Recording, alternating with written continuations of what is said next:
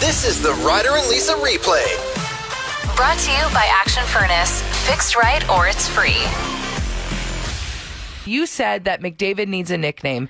We have McJesus, but you don't think that it works. We need something better or something less religious, I guess, or what? The announcers aren't calling him McJesus, so that's a problem, right? Like, it's not his token name. But they're saying Sid the Kid. Exactly. They're saying Alex the Great. Okay. Johnny Hockey. Yep. So we need a nickname for McDavid. What is it going to be? I think McDavid is good enough, but Ryder's like, no. We need something for a legend like that. Yeah, and it is interesting that some players have gotten nicknames like mid-career. Okay. So it's been, 8 years now with us? Or 5, 6? 7, yeah. Somewhere around there. So I'm thinking maybe the best I could come up with, and it doesn't have to be like a Mick something. It doesn't have to be like Connor and rhyme with his first name. It can just be a cool-ass nickname. Like, let me give you some examples. Magic Johnson. Beautiful. Beautiful nickname. Allen Iverson was the answer. The Fridge.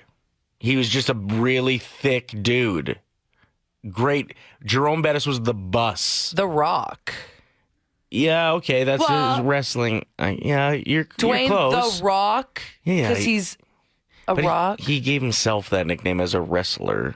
Anyway, yeah, okay, we'll go with that. Beast Mode has been a sports nickname. Well, I think we should name McDavid Fote. Sorry? The Fote.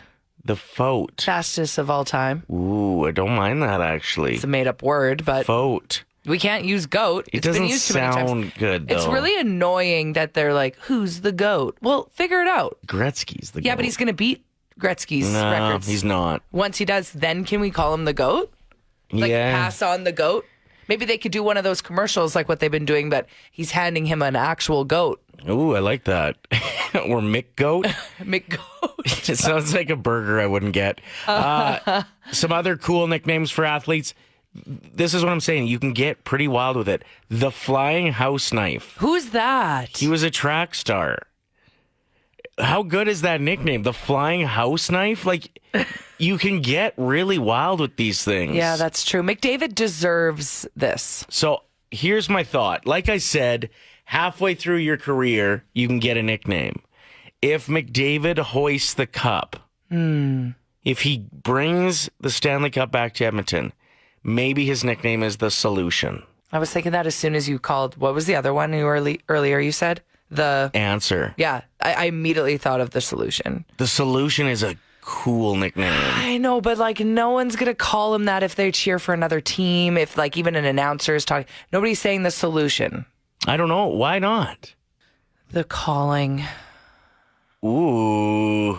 Yeah, see? Mick Calling. No. Oh, okay. Wait, like McSpeedy, McDomination, McEverything. McCup. McBeat their ass, says Matt. Connor McDaddy, says Damon. I don't see a color commentator saying, here comes Connor McDaddy on the ice, although that would be very amazing. McDaddy might be like the second most used one I've heard after McJesus. Oh, really? Okay. McDaddy has wheels already. Oh, wheels. I just think it's interesting what about how... wheels? McWheels? No, just wheels. Sorry, I just naturally want to put a Mick in front of it. I know. Like a McMuffin, you know? Like it's not a muffin, it's a McMuffin. It's like next level. Okay. It's interesting because originally I was like, he doesn't need anything, but now I'm invested with this topic. So hit us up what you think McDavid's nickname should be, because every time he scores, every time he does something magical, magical. But there's Magic Mike already. Yeah, Magic Mike. Oh, wait. Magic That's Johnson. a stripper. Wait a minute. Which is also, he's the greatest of all time when it comes to that. Magic Mike. Have you seen Magic Mike The Last Dance? Yeah, okay. It's pretty good. Every time he does something magical out there, people's reactions. Yeah. It's like they just can't fathom it. They can't believe it. The unfathomable. Unfathomable, unbelievable. Here's the thing. Fantastical. We don't have to decide today, but I would love if between you and I and our listeners, we came up with the new nickname for him. Just like how eventually. we came up with Goilers, and I see other radio hosts using it now, and it's so funny to me. Grow up. Like that. Do you know where that originated? Actually, it wasn't Ryder and I, but it was one of Ryder's friends. So basically, we spread the word. Okay, let us know what you think so far of some of the names we've thrown out there. I still think wait until he wins a cup, call him the solution. What about Connor McMagic, says Katie. What about Connor McMaster? Master. The Master. The Master. The Master. I think that's it. It's the answer. No, the answer's Allen Iverson. Oh, sorry. It must have been very exciting Must have been. Sorry, what? It must have been. Must have been. Are we going to do this? Is this how today's going to go? Just because you're overtired and stayed up too late last night does not mean you get to be weird towards me all morning. I'm not weird. Yeah, you're weird. Must have been. Must have been. You're overtired and you're being weird. Sorry. I'll get it together. Must have been. It must have been very exciting for parents when a lot of their favorite pubs started allowing children in. This seems to be a new movement in a lot of establishments that previously were for adults only. I'm talking like even last night at Hudson's. It felt weird for me personally to see children in there because I used to work there for like 8-9 years, and it was a pub. It was a bar. Kids were never allowed in. Right. There's a kid doing wheelies with his wheelie shoes past me up to the bathroom. I'm like, what are you doing in here? Hey, you're in the wrong establishment. Yeah, I had to keep checking myself. Right. Well, I actually heard something interesting about this, and I don't know 100%. This isn't confirmed, but apparently, this is the story of the brew house. They got their location in Leduc, if I'm not mistaken, and there was already like a adult pub in the area that they were buying this place. And so they weren't able to get like pub status. They had to get family restaurant status. So they had to allow kids. Okay. Just based on proximity of other bars and stuff, right? Oh, weird. All right. So they're like, I guess we'll open this one and have it be family friendly. And then they realized how many families would come out for like brunch to the brew house. And they never thought parents would want to bring kids. So then they've transitioned a bunch of their places into being kid friendly. Yeah, and other places followed suit. I don't know, but it's pretty wild. You're right, because they see an increase in sales. Yeah, 100%. Because majority of parents, before they allowed kids in, would have to be like, well, we can't go here. We have to spend our money elsewhere. Yeah, true. And like, you know who's suffering from this? The Denny's, the Smitty's, the Humpty's, because those were like some of your only options for family restaurants. Now you can go almost anywhere as long as it's like before 8 p.m. That's for true. most places. That's very true. But no, there was this study done, and it's quite alarming. 76% of people said that they should ban kids under the age of 10. 76%, 15% said not great, but fair. And only 7.8% of people said it's unfair and discriminatory, because there are there's these restaurants that are saying, listen, we used to allow children in here. Sorry, starting March 8th, this Italian restaurant, Nettie's House of Spaghetti, announced it. They said, we love kids, we truly do, but lately it's been extremely challenging to accommodate children at Nettie's. A Chick-fil-A in Pennsylvania received a lot of backlash for introducing a similar policy. Often on Saturdays and days when schools are off, we have school-age children visiting the restaurant without their parents. Okay. Oh, yeah, that's mayhem. And then the children and teens are dropped off for several hours. They walk over to our restaurant. We love being a community restaurant and serving guests of all ages, but this needs to be addressed when groups are unaccompanied by parents. Have you ever seen a group of kids without a parent around at a pop machine? It's absolute mayhem. They forget how to do anything. There is pop spilling everywhere. They take 6 straws. They're idiots. You put one adult with them, and all of a sudden, everybody's responsible. Don't call kids idiots. Kids without parental supervision at pop machines are idiots. I'll say it all day. You're just thinking back to your own experience. Yes. Because you used to make swamp water at the pop machine. And I'm going to add 7-Up and Mountain Dew and grape soda and some Pepsi and Coke as well. I put too much Sprite in this swamp water. I'm going to dump it on the floor. Like, dumbass. Lindsay says there are so many parents that just let their kids run around the place. Yeah, that's fair. True. I mean, I don't know. I'll brag for a minute. My parents said that when we were little.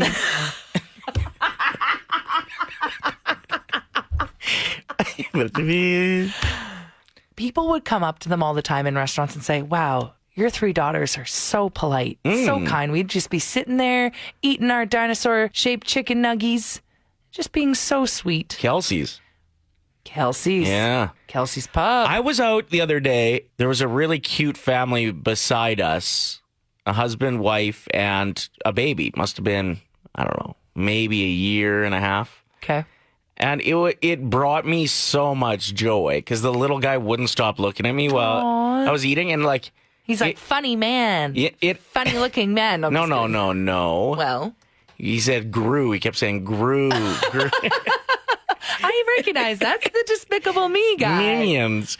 No, but actually, it was just, it amplified my dining experience to have a cute little baby, like, just in the place. That's fair. But Paula says, as a mom, I don't like going to a restaurant and seeing kids. I don't need a reminder of what I have at home. I left for a break. Okay, valid point. Dave says it's because nobody disciplines their kids anymore. They're growing more and more annoying. And yes, I do have kids, so get off of my back.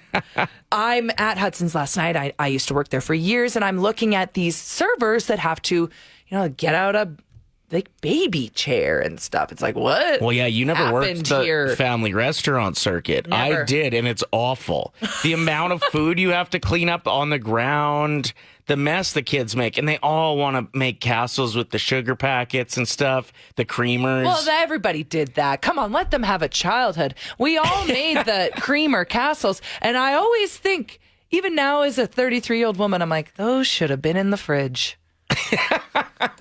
This is sad to me. Yeah, majority of people are agreeing with this survey. Connie says, as a mom of 6, if I want to go to a kid-free restaurant, I'll go to the bar or pub. We have family restaurants for a reason. I like to be able to take my kids for dinner just as much as I like to go for dinner with my spouse. It just feels like kind of rude to exclude that. No, I get it. Big of a portion of the population. Christine, who listens from Wetaskiwin.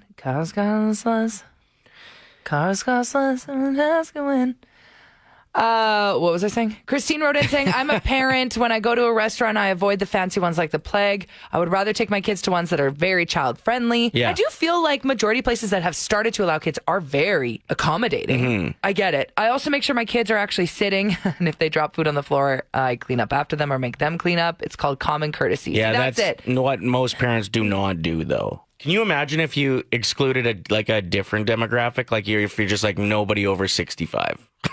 Like, that's what I mean by it's kind of rude. Yeah. You wouldn't think. What a way to put it into perspective. No elderly people would lose their minds. Sorry, you're a senior citizen. You're going to have to wait outside of the pub until the rest of us are done. No senior menu here. No kids in restaurants is a really stupid thing. My kids were taught how to eat in restaurants and stuff like that and have proper manners and things like that, right? It's a very good point. How old are your kids, Bobby? 18 and 17. Oh, wow. And I'm only 29. 5 simple words, $1,000. It's Ryder and Lisa's 1K wordplay. Brought to you by Cal Mustara, your real realtor with Maxwell Progressive. All right, we've got Richard on the phone. First-time competitor once again. Yeah, I love it. Hoping for some beginner's luck. Here's how the game works. You're going to pick a teammate. We'll send them out of the room. We're going to give you 5 words. You tell us the first word that comes to mind for each. We'll invite your teammate back in, give them the same 5 words. They haven't heard any of your answers, but for everyone that matches, that they hit the same, $25. If you get all 5 matching, it's $1,000. Who do you feel like you think more alike, Lisa or me? Yeah. Well, I've won $1,000 playing along with Ryder the most, so we're going to go with Ryder. Okay, when you play along with other people. Okay. Awesome. Okay, get out of here. I'm gone. Richard, I will start the timer, the 25-second timer, right after I say the first word, okay? Absolutely. Good luck. Okay, he's officially out of the space. What comes to your mind when I say mouse? Cat. Syrup. Pancake. Laundry. Soap. Bouquet. Flowers. Ladder. Step. Hey, absolutely crushed that with so much time left. Come back in, Ryder. Let's win some money this morning. Absolutely. Ryder, what comes to your mind when I say bouquet? Okay, find an easier word. Flowers? Listen, sass, that's correct, but we'll see how good you do after this. Ryder, what comes to mind when I say syrup?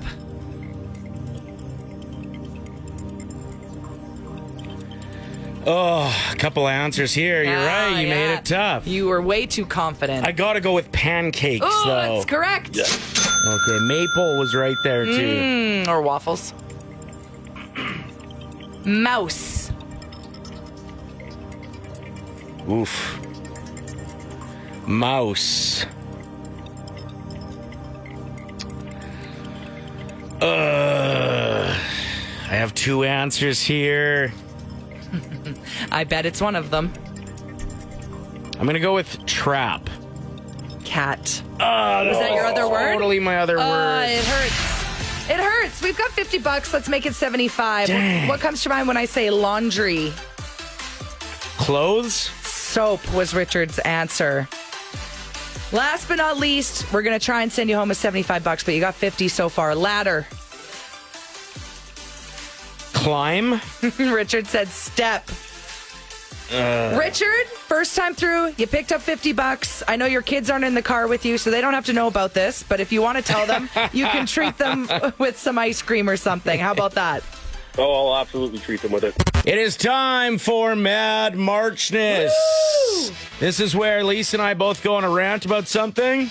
You just let us know which, I guess, Annoyance. you should move on in the tournament, yes. And then eventually we will crown the worst thing ever at the end of this tournament. We got a hell of a fight to start things off today. It's going to be tough, but we need to hear from you. Get your votes on 780-784-7107. Today, I'm starting off with inconvenient acne. Okay, it's your wedding day. You get a pimple on the tip of your nose. Are you kidding me? Speaking of, like, on the nose, when you get one in the nose and it's super painful. When you got a pimple, like, on your butt cheek and it's a beach day. Inconvenient acne. When it's super painful. School picture day. Just one pops out on the chin. What is this all about? Okay. Inconvenient acne. Come on. Why do they always come on a day where you need to look glamorous? All right, so that's going up against Toronto Maple Leaf fans. I'd like to take a moment and just throw some disgust their way. They act like they're the reigning Stanley Cup champion. Anytime they have a conversation with anybody, they haven't won a playoff series since, get this, 2004. That's a long time ago. Get off your high horse. You suck. You're too loud. You're too confident. You're too rude. Toronto Maple Leaf fans, we're putting it on the list. So get your vote on, and whoever's wins moves on. Mm-hmm. We're calling it, what is it called, a bracket? Yeah, you got it. Okay, so we're going to put it on the bracket. It'll move forward, and then we'll have something else up against it tomorrow that could potentially beat it. So what's more annoying? Inconvenient acne or Toronto Maple Leaf fans? First game of the entire tournament, it was inconvenient acne versus Toronto Maple Leafs fans. What makes you more angry? And a surprise upset, in my opinion. Inconvenient acne moves on to the next round in Mad Marchness. I understand there are a lot of people that dislike the Toronto Maple Leafs fans. Base. I think if they would have won last night, we would have got more votes. Yeah, because people would have actually felt the wrath of their awfulness.